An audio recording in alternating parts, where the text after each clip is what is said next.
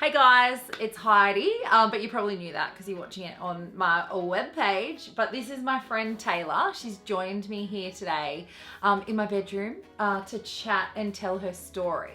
Hey Taylor. Hey guys. She's really nervous. Yes. Taylor is 18, she's from Perth. Now you're probably thinking, Heidi, at 32 years old, what are you doing hanging out with 18-year-olds? Well, I met Taylor, 18 months ago? Oh, longer than that. Oh, is it longer than that? Yeah, maybe like 2 years ago. Oh, okay, so 2 years ago. She's got all the right details here. But I met you, you came to watch one of our radio shows. And I just that morning spoke about how I had been a bully in the past at school. And your mum approached me, didn't she? And she said that you were actually going through bullying. Now, I say that I was a bully. I was devastated that I look back and think that that was me. But that's a whole nother topic that I'll talk to you about another day because we're here to talk about Taylor. But you were going through a really hard time at school. Yeah, it was very difficult. So my whole life, I've never been at one school longer than a year and a half. So I was always the new girl, and I found that nobody really liked the new girl. I always had trouble making friends because I never maintained friendships with people for a long enough time. Yeah. I remember one time, it's absolutely crazy, but I was in year 3 and I lived up in the hills, and there was this one girl, popular, good at sport. Pretty, yeah. And she didn't like me because I bet her in a running race. Which, it just started from there, being anxious and, And so you were picked on from there because of her? Yeah. And that really forms, I'm not a psychologist, but I do see a psychologist, so I know that really forms who you are, especially at such a young age. Yeah, because, my mum suffers from some anxiety as well and things like that. So, seeing that in the home environment.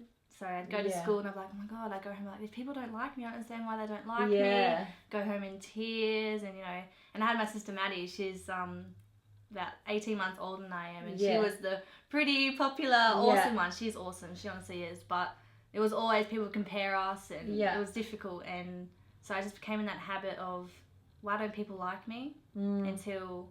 being an anxious person. Yeah, and you you're would worried, constantly they don't like me because of this. Is it my hair? Is it, am I too nice? Am I not nice enough? And it was just really difficult, and every day, being even from young, 9, 8, I just think, what's wrong with me? Is there something wrong with me? And then it'd be this habit, and I'd go to a new school and it would happen again. I went through, that stage, from year 3 all the way up until, year 7, 8, where I didn't stand up for myself. Yeah. And I didn't say, no, that's not right. Don't do that. I'd be bullied, or you're too smart. Yeah. You have an answer to everything, or, and then they'd call me dumb and then smart, and I just, slowly began to dislike who I was. And that's when I met you, and I guess for me, the reason why I've loved getting to know you and stuff is because I know I have been that bully myself, and I've also been bullied. And for me, to hear your story, when I was your age and I was going through that, went to an all-girls school and stuff, I didn't realise the effects that me, leaving girls out and excluding them and ganging up on them and stuff like that, that it can really have a profound effect on their life. Yeah, I feel silly for remembering, little things in year 3, but it honestly, it sticks to you. It doesn't leave your mind when people say horrible things to you. I remember I was about 12 years old, and that's when I began to, take all the frustration I had in my head and I'd turn it on my body or things like that. And I looked at myself in the mirror. I was about 15. I said, I don't want to live to when I'm 16. I don't want to have my 16th birthday and looking at myself in the mirror thinking, I don't want to be alive for this. It hurt at first, but then it just became a normal thing, thinking that. And every day for, about over a year, I just thought, I don't want to be here anymore. I don't want to live. No one's going to like me for who I am. No one's going to give me a chance. People hear one thing about me and then they dislike me, and why is it so easy for everyone else? Things like that. Because I had tried it previously, at the beginning of that year, and everyone just got mad at me.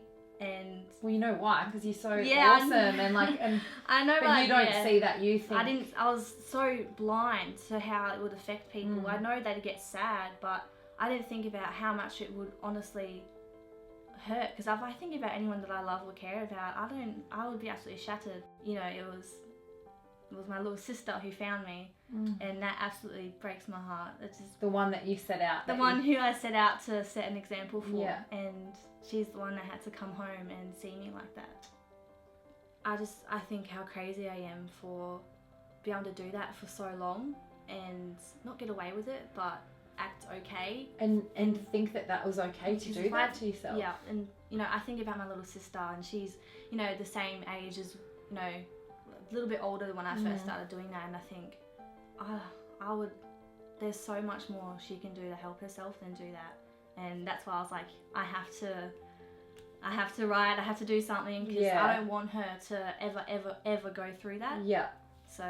And it's really brave of you to even come here today and to share that post. So many people, you know, you saw the support, and so many people could relate because they've been there as well. And I meet so many young students and stuff that have gone through the same thing as you. And I think you being able to talk about it is awesome. And that's why I really love like spending time with you, and I really enjoy your company. I think that you're going to turn into an amazing woman. You're so brave sharing this. And I know for me, like I said, the big thing that I wanted you to get out of it was for you to start to heal. But also I think with It's Okay Day coming up, this is an awesome time for you and for everyone to kind of remember that it's okay to not be okay, and to go get the help that you need, to chat to people and ask your friends if they're okay or not. You didn't know this at school, did you? That they had this? No, I had no idea. Well, so it's happening. I'll have to get the details for you, but I'll chuck them below. Taylor, again, you're a little legend. I wish you all the luck in your new job, and keep in touch.